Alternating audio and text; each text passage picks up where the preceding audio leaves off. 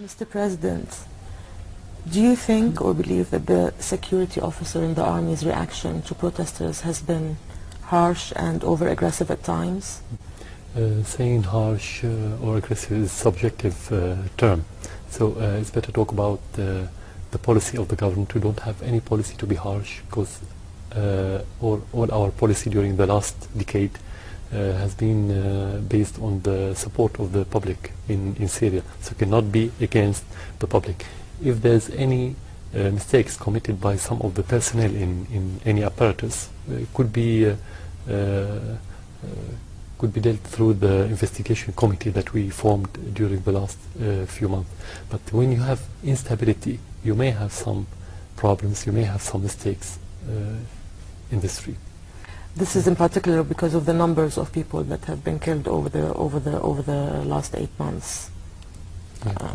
That perhaps too many have been killed, and this method is not working. The military method doesn't work anymore. Is there any other way? Talking about the killing, you have to ask who killed 800 officers and soldiers and policemen in the street. So we're not talking about peaceful demonstrations, we are talking about militants. Whenever you have militants, you have killing. So the role of the government is to fight those militants in order to restore the stability and to protect the civilians, not by leaving them do what they want to do and talking about killing. This is our job, and that's what we are doing now.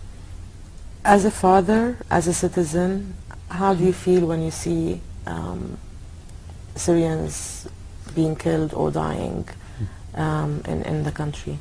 You feel sorry, you feel pain, you feel sympathetic with their families, but at the end, the most important thing, what are you going to do? Not how are you going to feel, what are we going to do to protect them, or to protect, let's say, the other civilians, the other Syrians from being killed by militants. That's what we have to think about, and that's what we are doing on a daily basis. So what will you do to protect the others? We have to prevent militants from doing what they are doing now, killing civilians, doing massacres in different places in Syria.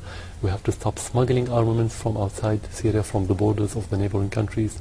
We have to stop having the money coming to support those militants again across the borders. That's what we have to do. And how far will you go to save your country? If saving your country meant for you to resign from president or to give up the presidency, would you go that far? I have no limit to do anything to serve the country. I'm here to serve the country. My country not here to serve me. So it's not about me, it's about Syria. The problem is not about the president now, it's about the stability of Syria, and it's about the unity of Syria. How can we keep Syria unified? If the president is a factor of unifying the country, has to stay. If he's a factor of dividing the country, has to leave. President or any other one. So this is the principle. But it's not so far, it's about the unity of Syria, it's about the international intervention. Most of the Syrians are unified, and what's happening now is because of a minority of militants that's been killing Syrians on a daily basis. But there's a sector of the community that is saying that you know, they are against you as a president or the regime, you as a president plus the regime. That sector, even if it's a minority, exists. So do they not have a right to say? Of course they have the right, but through the through the elections. Through the elections. We are going to have elections in February or maybe March, and we're going to have a new parliament. After that, we're going to have new government. We're going to have a new constitution. That constitution will set the basis of how to elect president.